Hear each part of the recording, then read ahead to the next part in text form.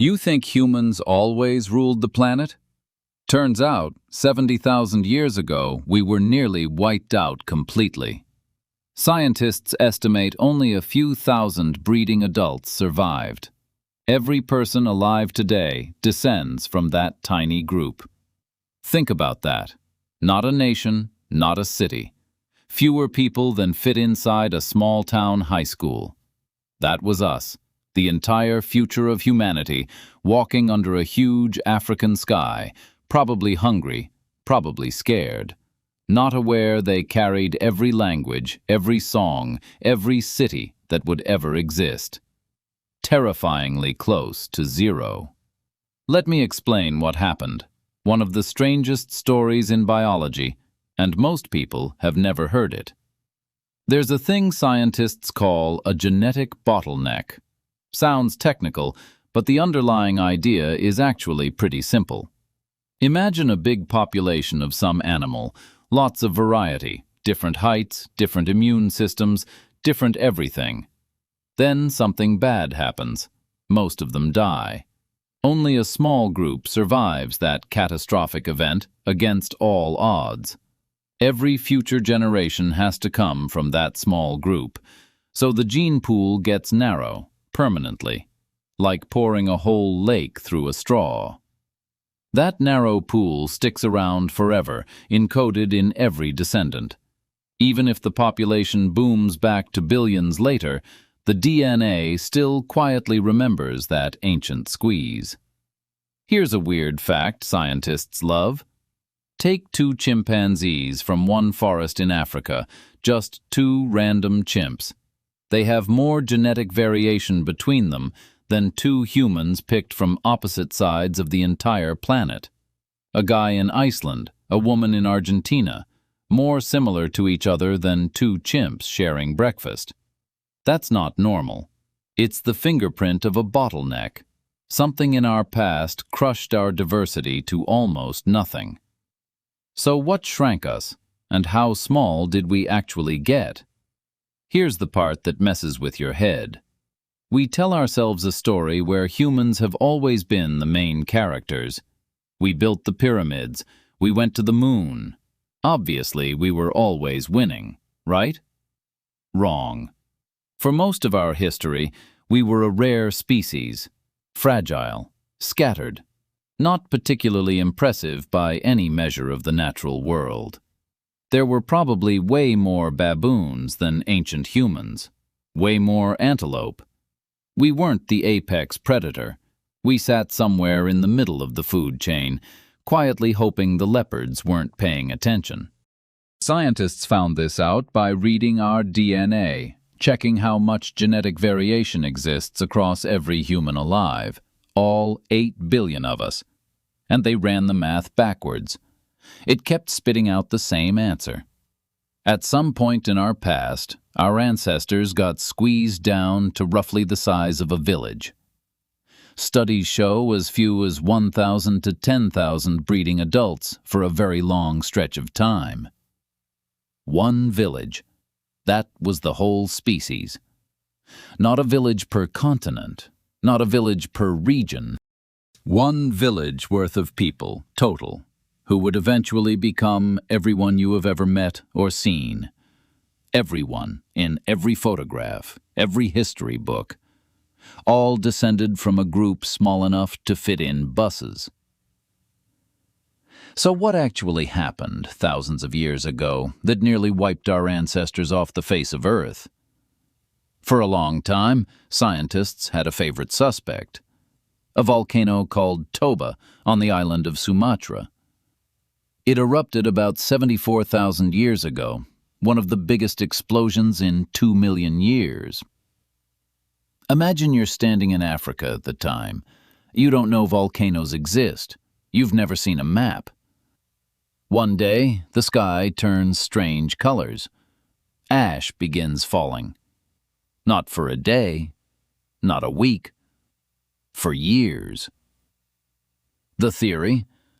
Toba pumped so much ash and sulfur into the atmosphere, it triggered a volcanic winter worldwide. Temperatures dropped. Plants died. The animals that ate plants died. The animals that ate those animals died too. And our ancestors, spread thinly across a harsh continent, watched their food quietly disappear beneath the falling ash.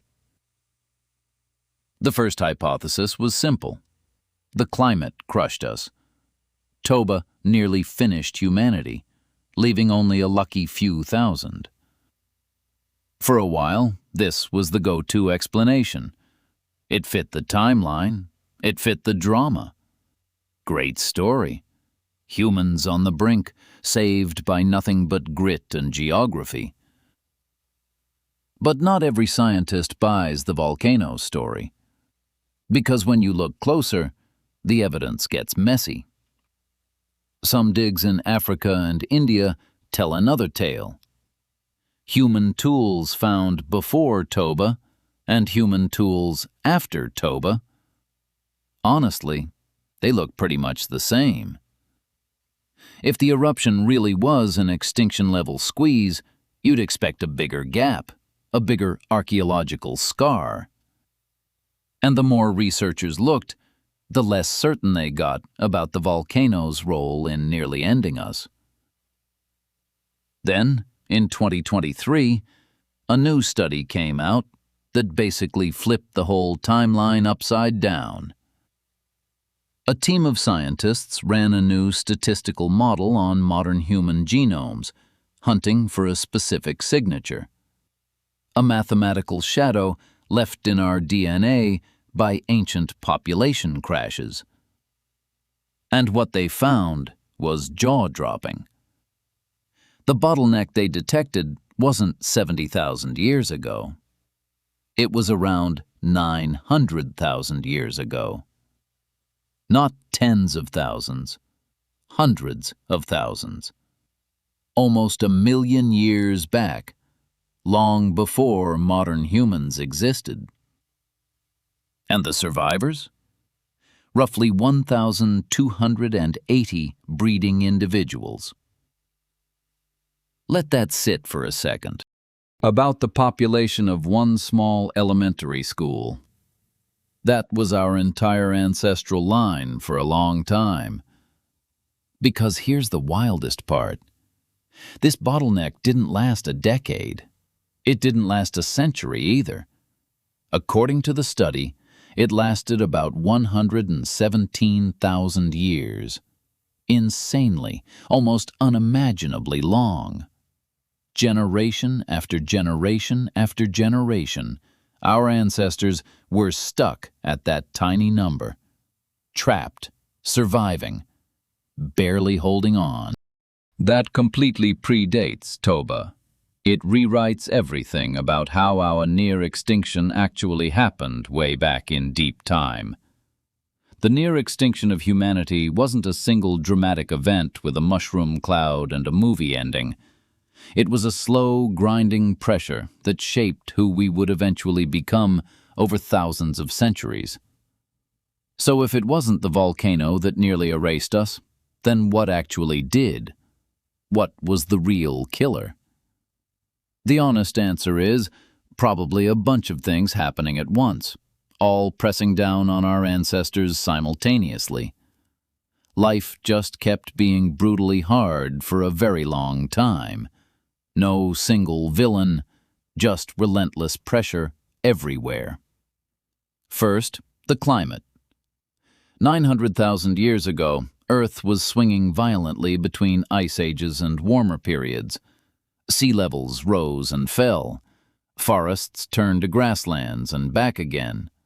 Whole food webs simply collapsed. If your species depended on certain plants or certain animals, and those things vanished, you vanished right with them. Second, our ancestors were what scientists sometimes call a fragile superpredator. Sounds like a contradiction, but it fits. We were smart. We used tools. We could hunt big animals if we cooperated together as a tight group. But we were also slow, weak, and had almost no fur. We couldn't outrun anything genuinely scary out there. We couldn't outclimb a leopard. Take away our group and our tools, and we were basically a snack with opinions. Third, disease. When populations get small and stay small for centuries, they start to inbreed, generation after generation. And when they inbreed, immune systems get weaker, less able to fight off any dangerous new pathogen. One nasty virus through a scattered band of 200 people could erase entire family branches in a single season.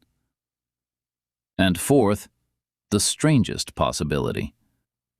Some scientists think the bottleneck might not have been a disaster at all.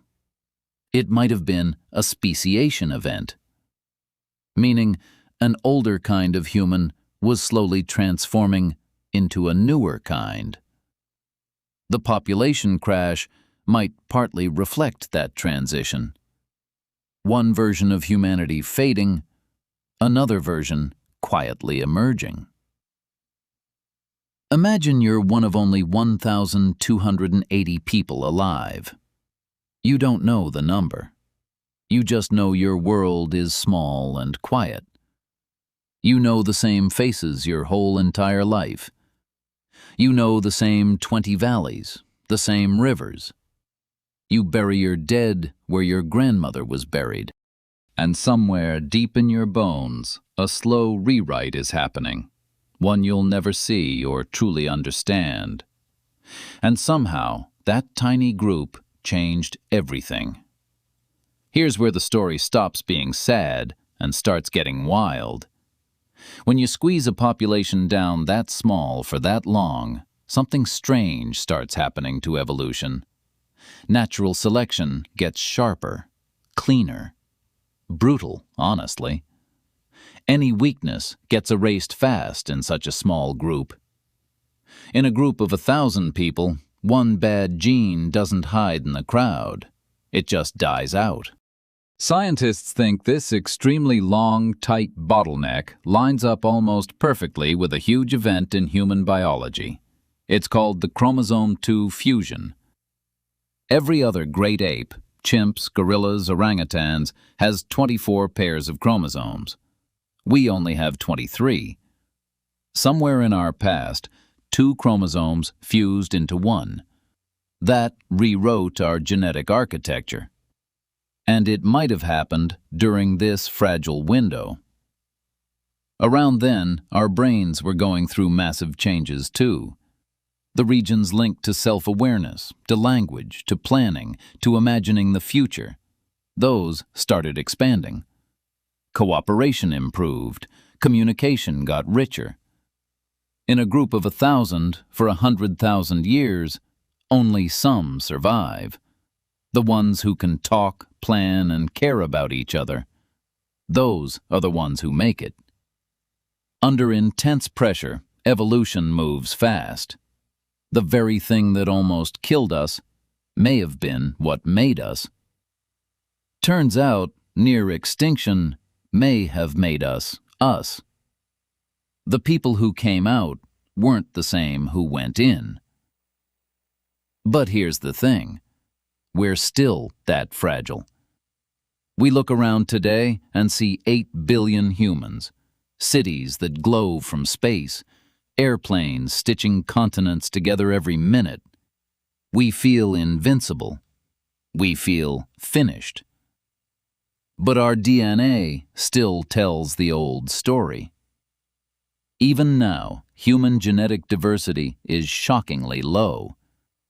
Remember that chimp fact? 2 chimps in one forest vary more than 2 humans from opposite ends of Earth. 8 billion of us, and we're basically variations on a very small theme. That means we're vulnerable.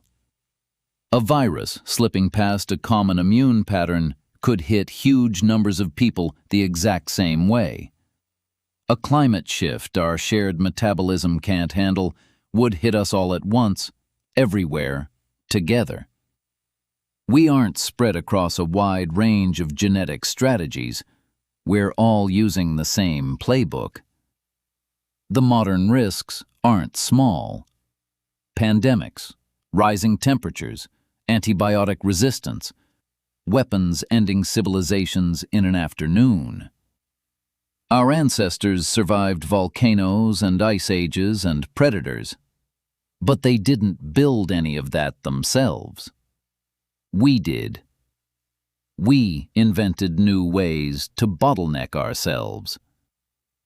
Our ancestors' luck is our inheritance.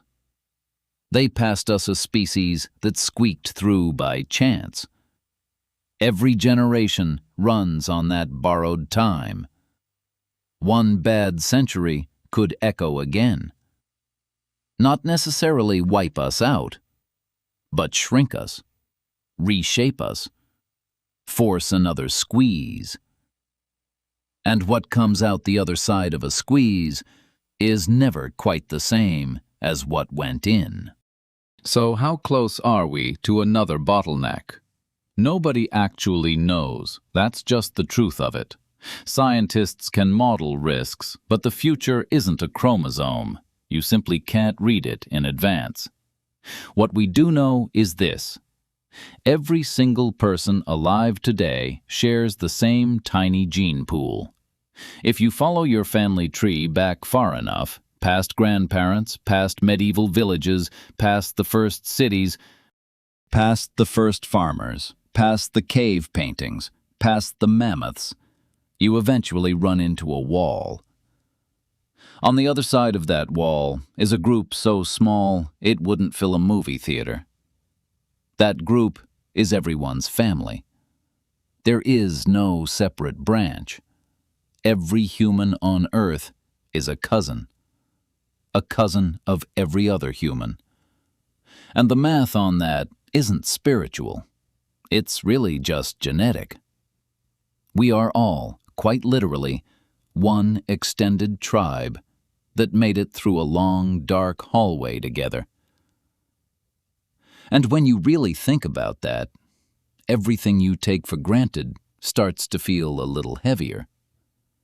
Your language exists because someone in that tribe learned to talk, and your immune system because someone survived flu. Your ability to plan tomorrow exists because a brain 900,000 years ago started asking what comes next. Our ancestors' grit is written into your DNA. Every cell in your body carries the receipts from that squeeze. Every time you wake up tired and decide to keep going anyway, you're doing something deeply ancient. Something your great-great-great-grandmothers first survived 1,000 generations back, in far colder weather and with worse odds. Thousands of years ago, someone chose to keep going. Someone kept the fire lit through a cold night. Someone carried a baby across a river they weren't sure they could cross. Someone shared their last food. Someone remembered a story so their kids would know which plants not to eat. That's the chain. That's what got us here. Not luck alone. A very long line of small decisions made by ordinary people. Ordinary people who never knew their names would echo this far. One last strange question before you go. What if the next bottleneck is already starting, and we just can't see it yet? Some slow pressure hidden. Something we're not paying attention to, quietly narrowing the gene pool right now. Not a volcano, not a bang, just a slow drift. In 90,000 years, some future scientist reads a genome and says, weird. Humans got squeezed again right around the 21st century. What was going on back then, they'll wonder. We probably won't know until long after we're gone. If you like this one, subscribe for more. I make videos about weird human origin questions. The ones between what science knows and what actually happened. Next time, we're digging into another ancient survival mystery. How did our ancestors survive an ice age? No warm clothes, no maps, none of the tools you'd need to make it through a frozen world. Stick around, because the next